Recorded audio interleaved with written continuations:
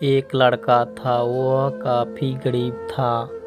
उसके पास न तो कुछ खाने को था और न ही रहने को घर था। वह अपने दोस्त के घर में रहता था। उसने एक छोटी सी कंपनी में पेंटिंग का काम करना शुरू कर दिया। धीरे धीरे उसके पास काफ़ी पैसे भी हो गए। बाद में वह काफ़ी धनी भी हो गया, लेकिन अभी भी उसके अंदर कुछ कमी का एहसास होता था। जब वह छोटा था तभी उसके माता पिता इस दुनिया से चले गए थे।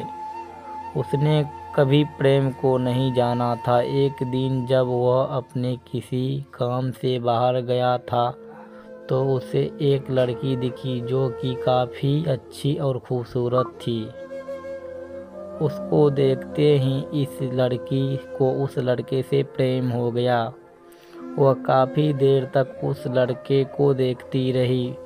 कुछ देर बाद लड़की वहाँ से चल गई। कुछ दिनों तक यह लड़का उस लड़की को खोजता रहा, लेकिन वह लड़की ना मिली। लेकिन नियति ने उस लड़की से इस लड़की को मिला दिया। वह लड़की इस लड़के के घर काम की तलाश में आई थी।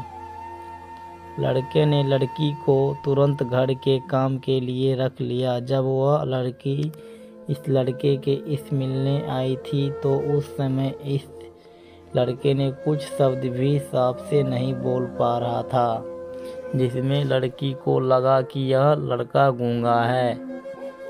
लड़का भी जान गया था कि यह लड़की हमें गूंगा समझती है। इसके साथ ही साथ यह लड़की समझ गई थी कि यह लड़का इस घर का नौकर है, ना कि मालिक है। अब जब भी यह लड़का उस लड़की के पास जाता तो गूंगा बन जाता है। धीरे धीरे वह लड़की इस लड़के पर काफ़ी रहम खाने लगी। अब उसे लड़के के लाचारी पर प्यार होने लगा।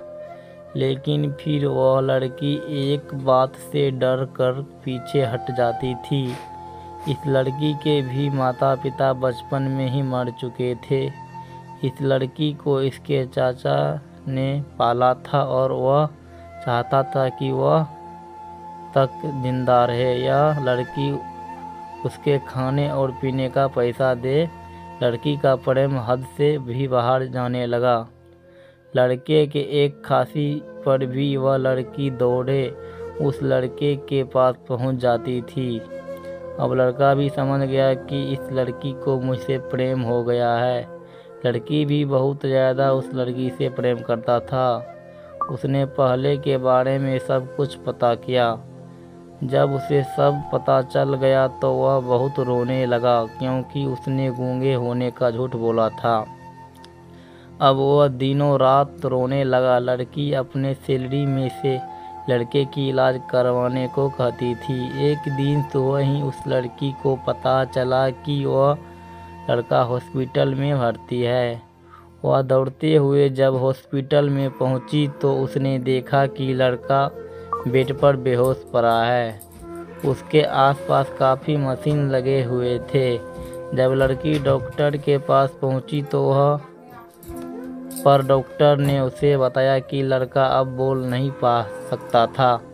उसने अपनी जीभ काटने की कोशिश की है। इसके साथ ही उस डॉक्टर ने उस लड़की को एक पत्र दिया।